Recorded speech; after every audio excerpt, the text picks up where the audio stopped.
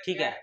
तो प्रिय विद्यार्थियों, आपका स्वागत है आज इस विषय में। तो आज हम देखेंगे कला संबंध स्रोत। ठीक है, हेडिंग लाए हैं आप, कला संबंध।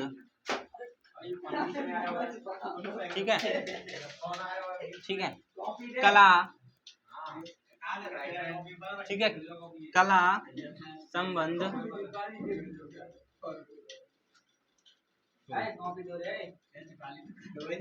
ठीक है, अब ध्यान से देखना, कला संबंध स्रोत किन्हें बोलते हैं, ध्यान पूर्वक आप देखेंगे। ठीक है, अगर मैं परिभाषा की बात करूं, ठीक है, मान लीजिए आपकी दो तरंगे हैं, यदि दोनों तरंगों के मध्य कलांतर आपका समय के साथ नियत रहे, उसे हम बोलेंगे कला संबंध स्रोत कहेंगे। यदि दो तरंगों के मध्य कलांतर समय के साथ नियत रहे, उसे हम क्या बोलेंगे, कला संबंध स्रोत कहेंगे। और नियत ना रहे, परिवर्तित रहे, तो उसे हम क्या बोलेंगे, कला असंबंध स्रोत बोलेंगे। ठीक है, अब आपको कोई क्या बोलेंगे, मान लीजिए ये आपकी कोई तरंग है, ठीक है, ठीक है, ये आपकी कोई क्या है, तरंग है। ठीक है, चलो, अगर आपने गणित पढ़ा है, किसका ग्राफ है ये, ठीक है, हाँ, जो ऊपर वाला पार्ट कितना होता है, पॉजिटिव होता है, नीचे वाला निगेटिव होता है। ये मैंने प्रत्यावर्ती करंट में लिखाया था। ठीक है, ये आपकी तरंग है। ठीक है, तो हम देख रहे हैं कला संबंध स्रोत क्या होते हैं, जब दो तरंगे हैं, जब दो तरंगों के मध्य कलांतर समय के साथ नियत रहे, उसे हम बोलते हैं कला संबंध स्रोत बोलते हैं। आप कहोगे आप क्या करें, मान लीजिए आपकी कोई तरंग है, ठीक है, ये पॉजिटिव निगेटिव पॉजिटिव निगेटिव। ठीक है, चलो, अब मान लो मैंने एक और तरंग बनाई, पहले इस वाली तरंग को बात दो, ये किसका ग्राफ लग रहा है आपका, त्रिकोणमितीय। आपने फंक्शन त्रिकोणमितीय फंक्शन सुने आपने, ये साइन का ग्राफ है कि कॉस का है, कि टेन का है, कि कॉट का है, कि कोसेक का है, कॉस का है। ये आपका साइन का ग्राफ है। नहीं पता है, नहीं पता है तो पता कर लें, ये वाला आपका साइन का ग्राफ है। ठीक है, कहाँ से स्टार्ट होता है साइन ग्राफ, जीरो से स्टार्ट होता है। ठीक है, जीरो, यहाँ पर क्या होगा आपका पाई होगा, इसी पर आपका यहाँ पर क्या होगा 2 पाई होगा, फिर यहाँ पर 3 पाई होगा, ऐसे ही चलता चला जाएगा। ठीक है, यहाँ पर बात करें, यहाँ पर क्या होगा आपका पाई/2 होगा। ठीक है, सबको पता है। ठीक है, ये साइन का ग्राफ। अब मैंने पहली तरंग खींची, अब दूसरी तरंग बनाई, मान लीजिए, ठीक है, ठीक है, अब आप देखना, ये वाली तरंग देखो, ये वाली तरंग यहाँ से चली, मैंने, आप ये नहीं लग रहा कि ये वाली यहाँ से स्टार्ट हुई, यही तरंग यहाँ से मैंने स्टार्ट कर दी है, कर दिया कि नहीं कर दिया, कर दिया। ठीक है, अब ध्यान से देखना इसमें क्या सिस्टम है, इन दोनों तरंगों के ध्यान से देखना, ये वाली ऊपर वाली तरंग है, यहाँ से स्टार्ट हुई है। ठीक है, यहाँ से ऊपर वाले पार्ट से। ठीक है, ये वाली यहाँ से स्टार्ट हुई नीचे से। ठीक है, यहाँ से स्टार्ट हुई है, नीचे से स्टार्ट हुई है। तो आप देखना, अगर इन दोनों तरंगों में अंतर पूछूं, अंतर कितने का है, पाई का अंतर है। और अंतर ही क्या कहलाता है आपका, कलांतर कहलाता है। देखो, ये आपकी दो तरंग चल रही है, ध्यान से देखो, ये आपकी दो तरंग चल रही है। ठीक है, ये वाली यहाँ से उठाई है, नीचे से उठी, फिर नीचे ऊपर नीचे इस प्रकार चली, और नीचे वाली आपकी यहाँ से स्टार्ट हुई है, ये वाली यहाँ से स्टार्ट हुई है कि नहीं, यहाँ से स्टार्ट हुई है। तो अब दोनों में देखो, ये वाली बड़ी हुई, इसका मतलब ये आगे चल रही है, ये पीछे चल रही है। अब दोनों में अंतर निकालो, तो अंतर किसका है, पाई का अंतर नहीं है, इतने का डिफरेंस नहीं है, इतने का अंतर तो है, इतने का अंतर है कि नहीं है पूरे में। जैसे आप समय के साथ इसी प्रकार तरंग चलाते जाओगे, इतने का ही अंतर रहे, उसे हम बोलेंगे कला संबंध स्रोत बोलेंगे। ठीक है, जैसे ऐसे समझो, मान लो ये एक गाड़ी चल रही है, ठीक है, ये गाड़ी चल रही है, ठीक है, ठीक है, एक ये गाड़ी चल रही है, ठीक है, मान लीजिए आपकी है एक गाड़ी चल रही है, ठीक है, सपोज मान लीजिए ये आपकी दो गाड़ी चल रही है। आप देखोगे ये आगे चल रही है, ये पीछे चल रही है, अब दोनों में स्पीड का अंतर देखो तो इतना, यही तो अंतर होगा। इसी प्रकार ये वाली आगे चल रही है, पीछे चल रही है, तो दोनों में अंतर क्या कहलाएगा आपका, कलांतर कहलाएगा। और रास्ते के अंतर की बात करें तो पथ ही तो होगा, पथ, पथ यानी रास्ता, तो पथ के बीच में अंतर पथांतर, कोण के बीच में अंतर कलांतर, सीधी सी बात है। ठीक है, ठीक है, ठीक है, अगर अंतर समान है, समय के साथ अंतर, मान लो 2 सेकंड में अंतर पाई का है, 4 सेकंड में अंतर पाई का, अगर समय के साथ अंतर कलांतर समान है, उसे हम बोलेंगे कला संबंध स्रोत बोलेंगे। ठीक है, हाँ, और नियत भी रहे। तो मैं एक लाइन में परिभाषा लिख रहा हूँ, ध्यान से देखना, यदि दो तरंगों के मध्य कलांतर, कलांतर होता है कोणों के बीच का अंतर। यदि दो तरंगों के मध्य कलांतर समय के साथ, समय के सापेक्ष भी बोल सकते हो आप। यदि दो तरंगों के मध्य कलांतर समय के सापेक्ष, बोल रहे हैं सापेक्ष, विद रिस्पेक्ट टू टाइम। यदि दो तरंगों के मध्य कलांतर समय के सापेक्ष नियत हो, नियत रहे, तो वह कला संबंध, कला संबंधी या कला संबंधी भी ले सकते हो, कला संबंधी स्रोत कहलाता है, कला संबंधी स्रोत कहलाता है। ठीक है, ये चलेगी चलेगी चलेगी, ये भी चलेगी चलेगी, लेकिन दोनों में अंतर पाई का है, नियत समय के साथ अंतर पाई का ही बना है, तो उसे हम क्या बोलेंगे, कला संबंधी स्रोत कहेंगे। यदि दो तरंगों के मध्य कलांतर समय के सापेक्ष नियत रहे तो वह कला संबंधी स्रोत कहलाता है। ठीक है, ये आपका क्या हो गया, कला संबंधी स्रोत हो गया। अगर मैं आपसे कहूं कला असंबंधी स्रोत क्या होगा,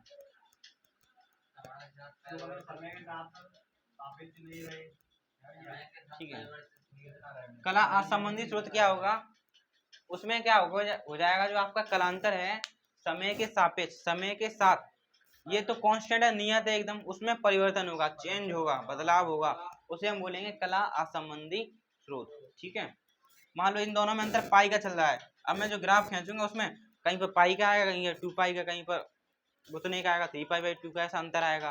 अब समय के साथ जो कलांतर है वो नियत नहीं होगा, अलग अलग होगा, ऐसे में बना सकते हो आप। ठीक है, तो कला असंबंधी स्रोत क्या होगा, इसमें लिख दोगे इसी का उल्टा, यदि दो तरंगों के मध्य कलांतर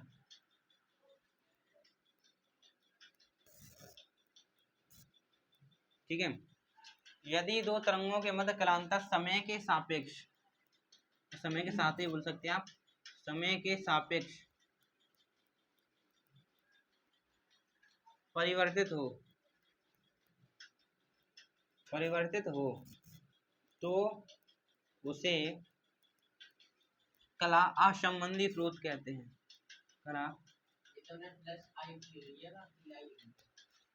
ये नहीं, मैं बस ये बता रहा था, ये वाला ऊपर वाला पॉजिटिव होता है, नीचे वाला निगेटिव होता है। ठीक है, यदि दो तरंगों के मध्य कलांतर समय के सापेक्ष परिवर्तित हो तो उसे कला असंबंधी स्रोत कहते हैं, स्रोत कहते हैं। ठीक है, तो हमने कला संबंधी स्रोत देखे और कला असंबंधी स्रोत देखे। ठीक है, इसको अच्छे से नोट करेंगे। उसमें क्या हुआ, इसमें पाई का अंतर है, उसमें कहीं पर पाई का अंतर रहा होगा, कहीं 2 पाई का, कहीं 3 पाई का, अंतर अलग अलग होगा, कुछ नहीं, आप बना सकते हो। मान लो ये पहले वाले का है, ठीक है, अब मान लो दूसरे वाला है, कुछ इस प्रकार है।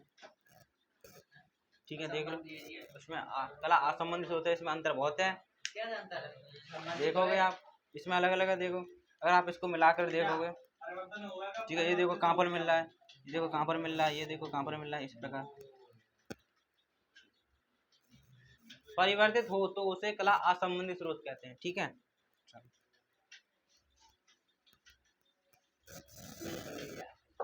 अच्छे से नोट करें, कहीं पर भी समस्या हो तो आप कमेंट में हमसे पूछेंगे, नोट करें। अब आप देखोगे व्यतिकरण, इनफेरेंस, व्यतिकरण क्या होता है।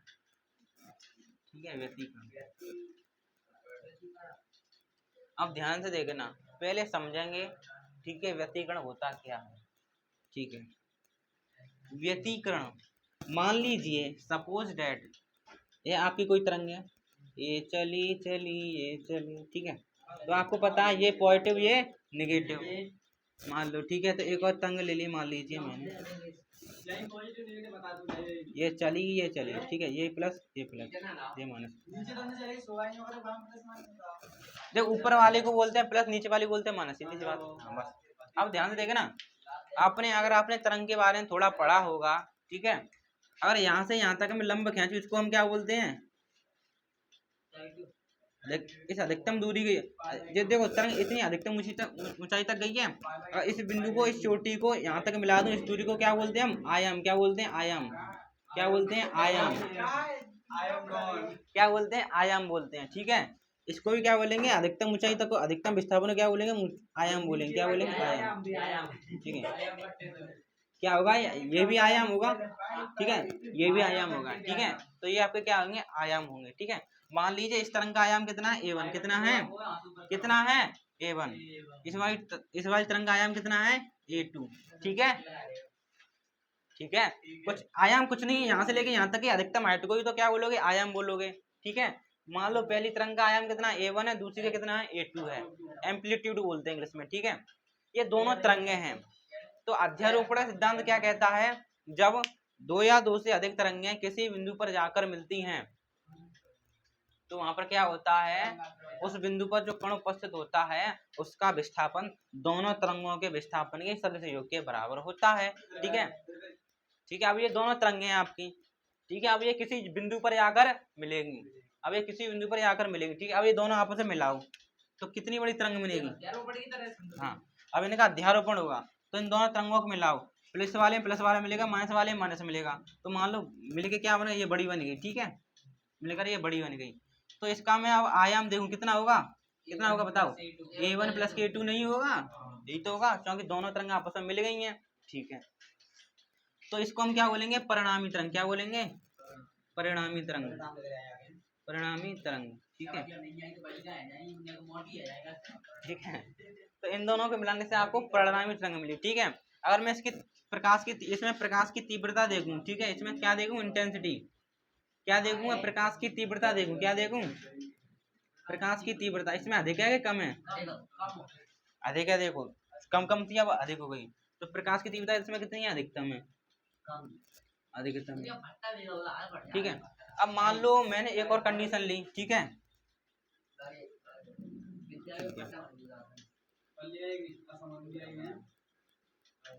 ठीक है, मान लो एक और तरंग ले ली मैंने। ठीक है, अब नीचे वाला निगेटिव, ऊपर वाला पॉजिटिव। ठीक है, एक और मान लो मैंने, एक और बना ली। ये पॉजिटिव, ये निगेटिव। इसका आयाम कितना होगा? वही होगा A1। इसका भी कितना होगा? A2 होगा। अब इन दोनों को मिलाऊं, ध्यान से देखना, और निगेटिव में पॉजिटिव मिलेगा और पॉजिटिव में निगेटिव मिलेगा। ऐसा थोड़ी है। मान लो इसका 10 है, इसका कितना है? 8, तो 2/2 का तो बनेगा, 2 की तो तरंग बनेगी, समझ रहे हो? तो मान लो इसका कितना बनेगा? ये बनेगा, इतनी छोटी बनेगी। अरे एक का ज्यादा, एक का थोड़ा कम है, इसमें दोनों का कुछ बराबर होता है, इसलिए। ठीक है, मान लें सपोज है। ठीक है, तो आप इसमें देखोगे ये क्या है? इसकी ये क्या है? ये क्या है? इन दोनों की अध्यारोपण से तरंग मिली, इसको क्या बोलेंगे? परिणामी आयाम। हाँ ठीक है, देख ले। इसका आयाम कितना होगा? इन दोनों को मिलाया तो A1 प्लस के A2। इसका आयाम कितना होगा? ये तो होगा A1 माइनस के A2। बराबर थोड़ी लिया है कि 0 बोल रहे हो, इसका गुणा है इससे थोड़ा। ठीक है, ये मान लो ये 10 है तो ये 8 है, तो कितना बचा? 2 का बचा। ठीक है, तो ये जो दो कंडीशन है, या तो जोड़ लो या तो घटा लो, और क्या कंडीशन है? ठीक है, तो परिणामी तरंग का परिणाम ये क्या मिली आपको? परिणामी तरंग। ठीक है, ये क्या आपकी? परिणामी तरंग। इसमें मैं भी थोड़ी कह रहा हूँ, मान लो ये आपकी 10 है, कितनी है? 10 है। मान लो ये आपकी 8 है, ये कितनी बनी? आपकी 18 बन गई। अब मान लो ये 10 है तो ये 8 है, आपकी 2 की बनी गई। इसमें क्या समस्या है? फर्जी बातें कर रहे हो। ठीक है, तो ये आपकी परिणामी तरंग मिली है। अगर इसमें प्रकाश की तीव्रता देखूं कितनी है? प्रकाश की तीव्रता से बताओ, अधिकतम है कि न्यूनतम है? इसमें प्रकाश की तीव्रता कितनी है? न्यूनतम, न्यूनतम। ठीक है, इसमें जो प्रकाश की तीव्रता है आपकी न्यूनतम है। ठीक है, अब ध्यान से देखना, जब दो प्रकाश के कण किसी बिंदु पर जाकर मिलती हैं, ठीक है, तो उस बिंदु पर जो कण उपस्थित होता है उस कण का विस्थापन दोनों तरंगों के विस्थापन के सदिश योग के बराबर होता है। ठीक है, मान लो इस तरंग का विस्थापन कितना है? y1 है। कितना है? y1। ठीक है, इसका कितना है? y2। ठीक है, तो इन दोनों को हमने आपस में मिलाया तो आपको क्या मिली? बड़ी तरंग मिली। ये क्या हो जाएगा? इसका विस्थापन कितना हो जाएगा? y1 प्लस के y2। ठीक है, मान लो इस टोटल का कितना वो है? विस्थापन y। कैसे मिलेगा? इन दोनों को मिलाऊंगा तभी तो मिलेगा। यही तो कहता है अध्यारोपण सिद्धांत, इन दोनों तरंगों के विस्थापन को जोड़ने पर क्या मिलेगा, कुल विस्थापन। ठीक है, y1 प्लस के y2। अभी हम सॉल्व करेंगे, ध्यान से देखें। इतनी बात समझ में आई? दो तरंगें ली, आपस में मिलाया दोनों का विस्थापन, तो कुल विस्थापन मिला। तो इसमें हमने देखा इसमें प्रकाश की तीव्रता अधिकतम है। ठीक है, इन दोनों में मिलाया, इसमें प्रकाश की तीव्रता न्यूनतम मिली। ठीक है, क्या मिली, न्यूनतम मिली। तो हम प्रकाश के व्यतिकरण की परिभाषा क्या लिखेंगे, हम ये लिखेंगे जब दो तरंगें, ठीक है, जब दो, ठीक है, जब दो तरंगें किसी बिंदु पर मिलती हैं, ध्यान से देखें ना, मैं बता रहा हूं पहले। जब दो तरंगें, ठीक है, जब दो तरंगें किसी बिंदु पर मिलती हैं तो उस बिंदु पर प्रकाश की तीव्रता या तो अधिकतम होगी या तो क्या होगी, न्यूनतम होगी। ठीक है, इसलिए हम क्या बोलेंगे, प्रकाश का व्यतिकरण कहेंगे। ठीक है, हाँ, दो कंडीशन, या तो अधिकतम होगी या तो न्यूनतम होगी। ठीक है, हम क्या लिखेंगे, यदि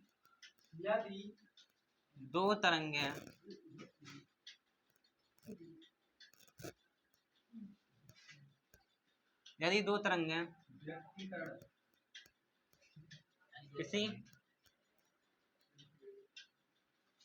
तरंगें किसी बिंदु पर मिलती हैं, ठीक है, यदि दो तरंगें किसी बिंदु पर मिलती हैं तो अध्यारोपण के पश्चात, यानी बाद, ठीक है, मिलेगी तब क्या होगा, अध्यारोपण नहीं होगा उन दोनों का। तो यदि दो तरंगें किसी बिंदु पर मिलती हैं तो अध्यारोपण के पश्चात किन्हीं बिंदु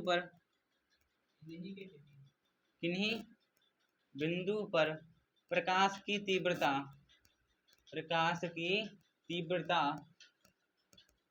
अधिकतम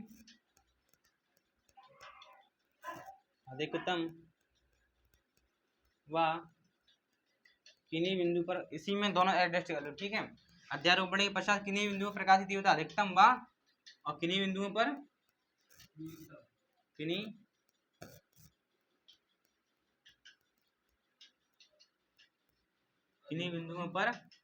न्यूनतम प्राप्त होती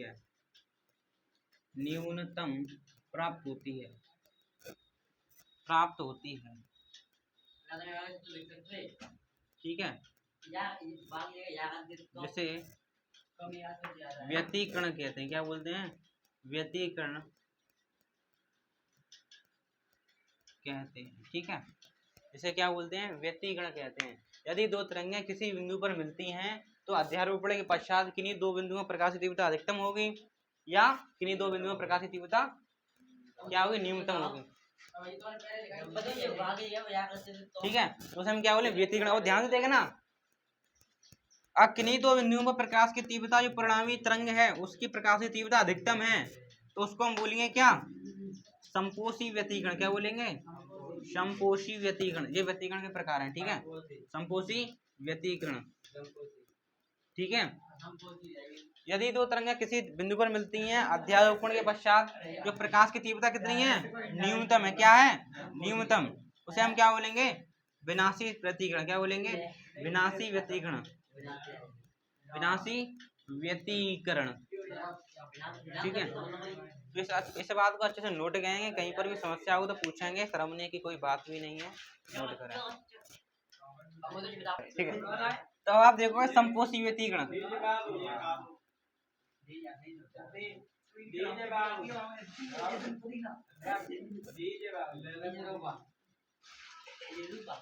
डीजे मनीष ऐसा बोलता हूँ, जीवा गाना तो मैंने खूब सुना है। ठीक है, ठीक है, संपोषी व्यतिकरण क्या होगा, ठीक है, संपोषी, नॉट संतोषी, इट इज संपोषी। ठीक है, संपोषी व्यतिकरण क्या होगा, जब दो तरंगें किसी बिंदु पर मिलेंगी तो अध्यारोपण के बाद अगर प्रकाश की तीव्रता आपको अधिकतम मिल रही है तो उसे हम क्या बोलेंगे, संपोषी व्यतिकरण कहेंगे। ठीक है, तो आप क्या लिखोगे, यदि दो तरंगें किसी बिंदु पर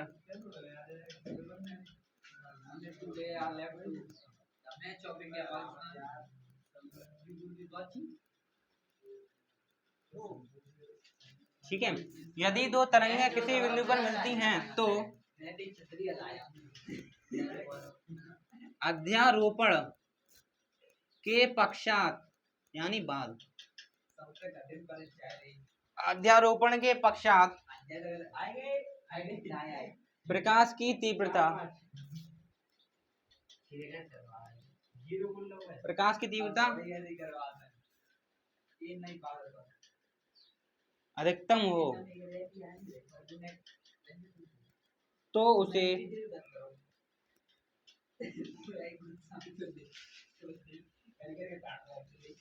संपोषी व्यतिकरण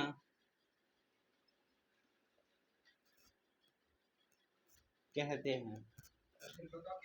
यदि दो तरंगें किसी बिंदु पर मिलती हैं तो अध्यारोपण के पश्चात प्रकाश की तीव्रता अधिकतम हो तो उसे हम क्या बोलेंगे? संपोषी व्यतिकरण कहेंगे। और कैमरा ऊपर किया गया और डालोगे विनाशी व्यतिकरण।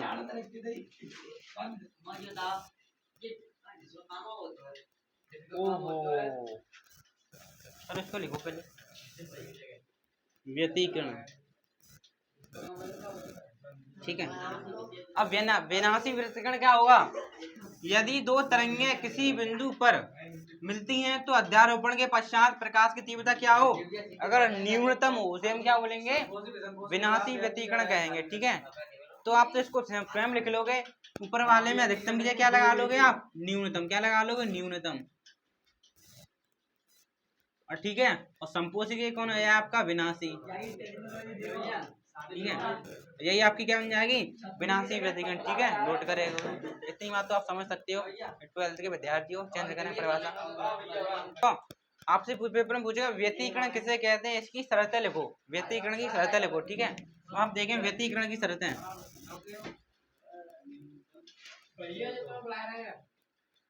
व्यतिकरण की शर्तें। ठीक है। देखो, पहली शर्त ये है तभी व्यतिकरण की घटना घटेगी। स्रोत कैसा होना चाहिए? स्रोत कैसा होना चाहिए? कला संबंधी स्रोत।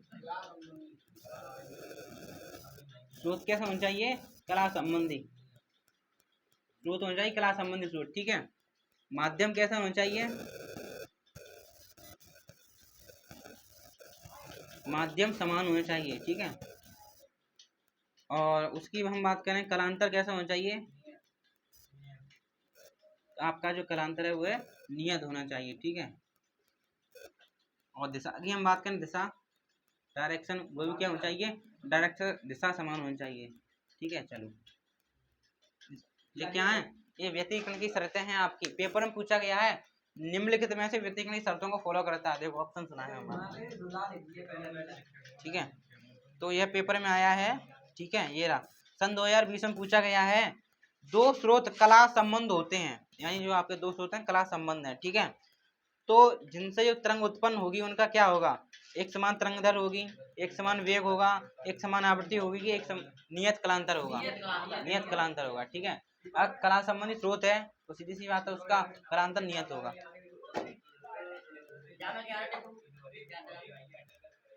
पेपर वाले के ऊपर कितने बना दे। ठीक है। बस बस बस। अब हम देखेंगे गणितीय विश्लेषण, मैथमेटिकल एनालिसिस, गणितीय विश्लेषण। ठीक है। जो आपका एनसीईआरटी में दिया है, दो तरंगों के विस्थापन से कुल विस्थापन मिलता है उसको हम निकालेंगे। ठीक है। गणितीय विश्लेषण देख रहे हैं, ध्यान से देखना। जैसा कि आपको पता है क्या था, ये आपकी दो तरंगें थी। ठीक है। ये पॉजिटिव, ये नेगेटिव, ये पॉजिटिव, ये नेगेटिव। ठीक है। यदि इन दोनों तरंगों को मिला दूं, इन दोनों तरंगों को मिला दूं, जो परिणामी तरंग होगी थोड़ी बड़ी होगी। ठीक है। ठीक है। मान लो इसका आयाम कितना a1, इसका आयाम कितना है a2, तो इसका आयाम कितना हो जाएगा आपका a1 प्लस के a2। इस वाली कंडीशन में इसको हम क्या बोलेंगे? संपोषी व्यतिकरण। ठीक है। क्योंकि तीव्रता इसमें अधिक मिलेगी। मान लो एक ये है, ठीक है, और एक यही है। ठीक है। एक और ये। ठीक है। मान लो इसका a1 है, इसका a2 है, इसमें कितना मिलेगा? थोड़ा कम मिलेगा। ठीक है। इसमें क्या होगा? a1 माइनस के a2 होगा। ठीक है। इसको संपोषी, इसको विसंपोषी, वो सॉरी विनाशी व्यतिकरण, ठीक है। इतना आपको मैंने बता दिया था, मैंने दोबारा समझा दिया। अब इसका करेंगे गणितीय विश्लेषण, ठीक है। ये आपकी दो तरंगे हैं, ठीक है। तो मैं मानूंगा, मैं लिखूंगा माना, ठीक है, माना गणितीय विश्लेषण डालो, फिर उसमें लिखोगे नीचे माना दो तरंगों के विस्थापन, माना दो तरंगों के विस्थापन y1 व y2 हैं तथा आयाम कितने हैं, तथा आयाम a1 व a2 हैं, ठीक है। अब इसको गणितीय रूप से सिद्ध करेंगे, ठीक है। हमने वैसे ही बात कर ली, दो तरंगे हैं उनको मिलाएंगे, जो परिणामी तरंग होगी वो कहलाएगी। अब इसको सिद्ध करेंगे मैथमेटिकल रूप से, ठीक है। तो हमने माना दो तरंगों के विस्थापन कितने हैं, y1 व y2 तथा आयाम कितने हैं, a1 व a2, ठीक है।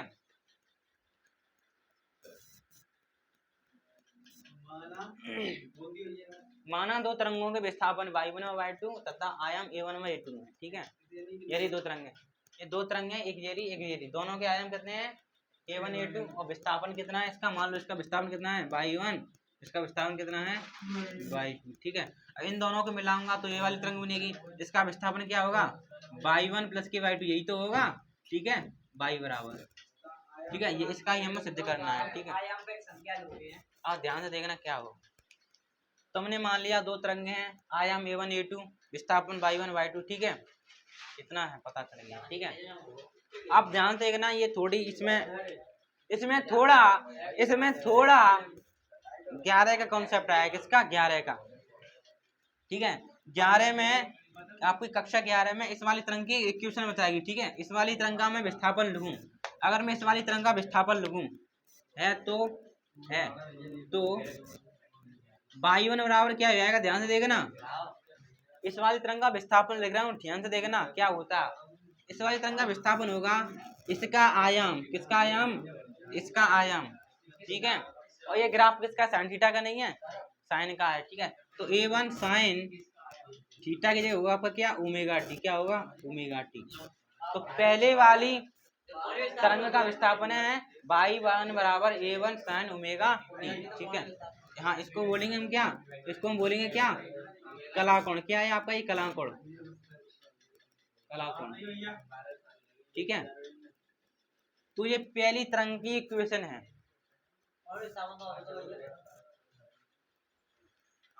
ये पहली तरंग है, ये दूसरी तरंग है। तो ये पहली तरंग का विस्थापन ये होता है, कक्षा 11 में बताया जाता है। नहीं पता तो मैं समझा तो रहा हूँ, नहीं पता तो देख लो। ये पहली तरंग है, इसका पता है विस्थापन y1 होगा। अब विस्थापन कैसे लिखेंगे, हम लिखेंगे y1 बराबर इसका आयाम कितना है, a1 लिख दो, ठीक है। अब ये ग्राफ साइन का ही तो ग्राफ होता है, तो मैंने साइन लिख दिया। थीटा की जगह कौन है आपका, ओमेगा टी यानी कलाकोण।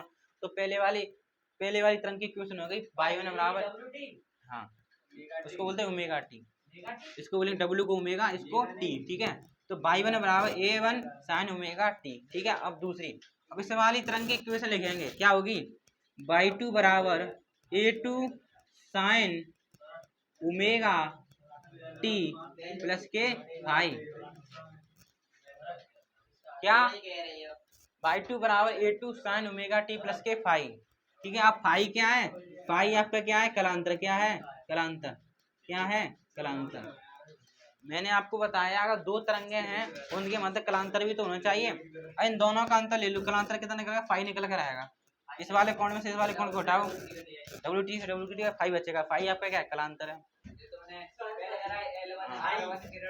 प्रत्यावर्ती करंट में, ठीक है। तो मैंने कुछ नहीं लिया, ये पहले वाली तरंग की इक्वेशन है, ये वाली दूसरे की इक्वेशन है, ठीक है, ठीक है। और फाई आपका क्या है, कलांतर है, ओके। तो पहली वाली तरंग का विस्थापन y1, दूसरी वाली का y2, ठीक है, ओमेगा टी। अब मैं जो इन दोनों को मिलाने से जो परिणामी तरंग मिलेगी उसका विस्थापन कितना होगा, y नहीं होगा, इन दोनों को जोड़ लूंगा, वही तो इसका निकल के आएगा, विस्थापन निकल के आएगा कि नहीं आएगा। यही तो कहता है अध्यारोपण सिद्धांत। अगर मैं लिखूं अध्यारोपण सिद्धांत से, अध्यारोपण के सिद्धांत से, तो अध्यारोपण सिद्धांत क्या कहता है, यदि दो या दो से अधिक तरंगें किसी भी बिंदु पर मिलती हैं तो उस बिंदु पर जो कण उपस्थित होता है उसका विस्थापन दोनों तरंगों के विस्थापन के सदिश योग के बराबर होता है। दोनों तरंगों का विस्थापन कितना है, y1 और y2, यही तो है। और y1 में y2 जोड़ लूंगा तो इस वाली तरंग का जो अंतिम तरंग मिली है उसका क्या मिल जाएगा, हमें विस्थापन मिल जाएगा। तो y बराबर y1 प्लस के y2। और यहाँ पर y1 y2 का मान लगा दो, निकल कर आएगा। ठीक है, ये डेरिवेशन पेपर में पूछा गया है। y1 का मान कितना है आपका a1 sin ओमेगा t, ठीक है, प्लस y2 का मान कितना है a2 sin omega t plus के पाई। ठीक है, इतनी बार नोट करेंगे ये भी चलेगा आगे। ठीक है, अब आप क्या करोगे, आपको यहाँ पर sin a प्लस बी का फॉर्मूला दिखाई दे रहा होगा यहाँ पर। ठीक है, ए इसको मान है, बी इसको मान है, तो आपने सीखा है, लिख देते हैं। sin a प्लस बी का फॉर्मूला देखें, चूंकि हम जानते हैं sin a प्लस बी का फॉर्मूला क्या होता है, sin a cos b plus के, जैसे लिखते हैं sin a cos b plus के cos a sin b। ठीक है, ये फॉर्मूला होता है sin a प्लस बी का। sin ये रही, ए की जगह कौन है आपका ओमेगा टी, बी की जगह कौन है आपका फाई। ठीक है, तो लगाओ, लगा ही लो। ठीक है, लगाओ। तो y बराबर a1 sin omega T plus के, लगाओ फॉर्मूला। a2 को बाहर रखो, जो a2 है इसको बाहर रखो, लगाओ फॉर्मूला। sin ओमेगा टी का sin a cos b, एक ये कौन है आपका omega T, sin omega T फिर इंटू में cos b, b की कौन है आपका फाई। ये हो गया प्लस, ये फॉर्मूला है, sin a plus b is equals to sin a cos b plus के cos a sin b। जो आपका a है, a की जगह कौन है आपका ओमेगा टी, और b है, b की जगह कौन है आपका फाई। तो इसी को मैच करते फॉर्मूला लगा रहे हैं। ठीक है, कुछ नहीं, cos a की जगह कौन है आपका ओमेगा टी, और sin b की जगह कौन है आपका फाई। ये हो गया बस। अब a2 का ऐसे मल्टीप्लाई कर दो, करो, a1 sin omega T plus a2 का समय करेंगे तो कितना आएगा, a2 sin omega t into cos phi. ठीक है, अब a2 का समय कर दो, a2 cos omega t into sine phi. ठीक है, आया है, अभी दिखा रहे हैं पेपर में आपको, नोट करना तब तक। अब इसमें हम क्या करें, इन दोनों को ध्यान से देखो, इन दोनों में साइन ओमेगा टी कॉमन है कि नहीं है, ले लो भैया कॉमन। तो a1 ये तो साइन ओमेगा टी कॉमन ले लिया, प्लस के a2 cos फाई। ठीक है, और साइन ओमेगा टी दोनों में से क्या ले लिया, कॉमन ले लिया। ठीक है, ओके। अब इन दोनों में आओ, इन दोनों को ऐसा तैसा लिख दो, a2 cos omega t into sine phi. ठीक है, इतना हो गया, और ये आपकी परिणामी तरंग के बराबर चल ही रहा है। अब आप कहोगे इतनी बड़ी तरंग की क्वेश्चन निकल कर आएगी, दो तरंगों को जुड़ने पर जो कुल विस्थापन इतना कठिन निकल कर आएगा, नहीं, अब इतना कठिन निकला ऐसा तो है नहीं, अब इसको सरल बनाने पड़ेंगे। ठीक है, अब आप क्या करोगे, अब लिखोगे नाव यानी अब आप क्या लोगे, मान लोगे, क्या लिखो, नाव माना, नाव लेट क्या, a1 प्लस के a2 cos फाई को आप मान लो क्या, r cos थीटा, क्या मान लो, r cos थीटा। ठीक है, और a2 sin फाई को, किसको, ये वाले को,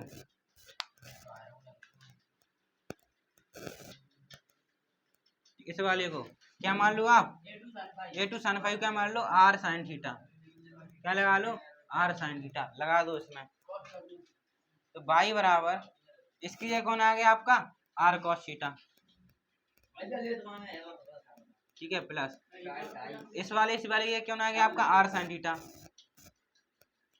r sin थीटा फाई नहीं है, sin थीटा है। ठीक है, और cos ओमेगा टी तो है ये आपका। अब इन दोनों में देखो आप ध्यान से, क्या देखोगे, यहाँ पर भी आ रहा है, यहाँ पर भी आ रहा है कॉमन, अरे ये भी तो रह गया, इन सब की ये लिख लिया r cos थीटा, और ये तो रह गया ये वाला sin ओमेगा टी। अभी पता चल जाएगा क्यों माना, बहुत बड़ी इक्वेशन बनी थी इसलिए सॉल्व करने के लिए मान लिया। ठीक है, अब दोनों में देखोगे आप, इसमें और इसमें आर कॉमन मिल रही है, आर कॉमन ले लो, क्या होता है अंदर cos theta sine omega T plus के sine theta cos omega T.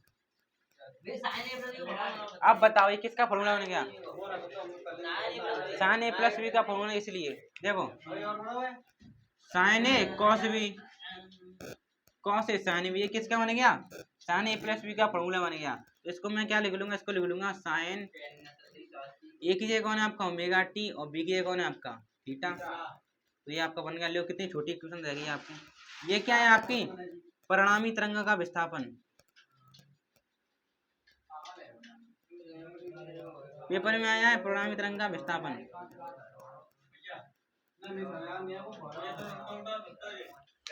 दो तरंग थी y1 और y2, y1 और y2 को ऐड करने से जो आपको मिला है y का मान y बराबर r sine omega T plus के थीटा।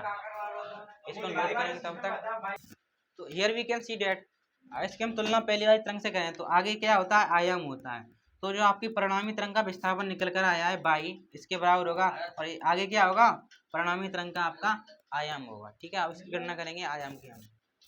तो आर क्या था आपका परिणामी तरंग का आयाम था। ठीक है, तो ये आपने समीकरण माने, इसको समीकरण नंबर 1 मान लो, समीकरण नंबर 2 मान लो। ठीक है, आर का मान निकालना है तो आप क्या करोगे, समीकरण 1 व 2 का वर्ग करके जोड़ने पर क्या करोगे आप, इन दोनों का वर्ग कर दो, वर्ग करके जोड़ लो। ठीक है, तो इसका वर्ग करो a1 प्लस के a2 कॉस फाइव वर्ग, इसका ही वर्ग करो।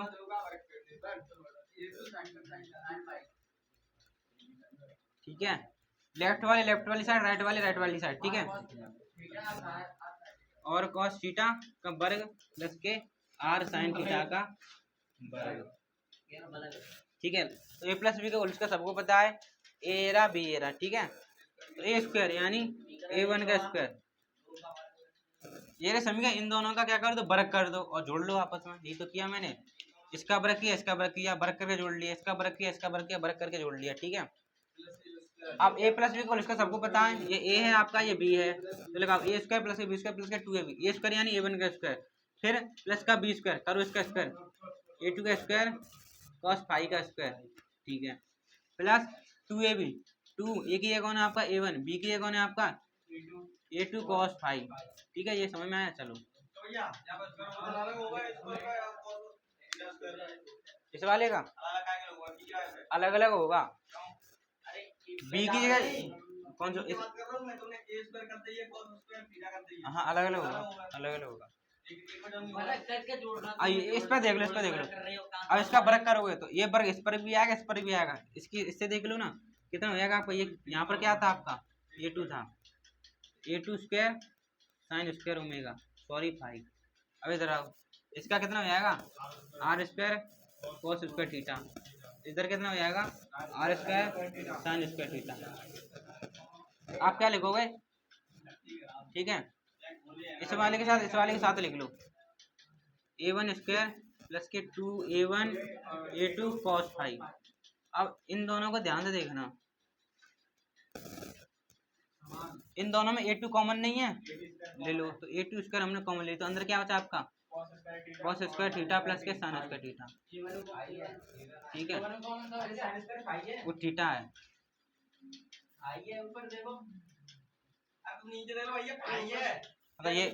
ये भी फाई है, ये भी फाई है। ठीक है, ठीक है, ठीक है, ठीक है, चलो इस वाले में से आर स्क्वायर कॉमन है। ठीक है, तो यहाँ का आपका cos स्क्वायर थीटा प्लस के साइन स्क्वायर थीटा। अब किस किस को पता है sine square theta plus cos square theta equals to 1, पता है स्कूल की प्रॉपर्टी। ठीक है, तो लगा दो ए स्क्वायर प्लस के 2a1 a2 cos फाइव और प्लस के a2 का स्क्वायर तो है ही है, इसका मान कितना हो जाएगा, एक, काम खत्म करो, उसका काम खत्म, इसका ही मान कितना हो जाएगा, एक हो जाएगा। तो क्या बचा आपका आर स्क्वायर बचा, आर का मान निकालना लगा दो अंडर रूट में, तो आर बराबर कितना हो जाएगा अंडर रूट में A1 स्क्वायर प्लस के A2 स्क्वायर प्लस के 2A1 A2 cos फाइव। ये क्या है आपकी परिणामी तरंग का आयाम, क्या आपका परिणामी तरंग का आयाम आर बार रूढ़ में A1 स्क्वायर प्लस के A2 स्क्वायर प्लस के 2A1 A2 cos फाइव। कहीं पर भी समस्या को पूछेंगे ध्यान से उतारे नोट करें। आज के लिए इतना ही, थैंक यू, धन्यवाद।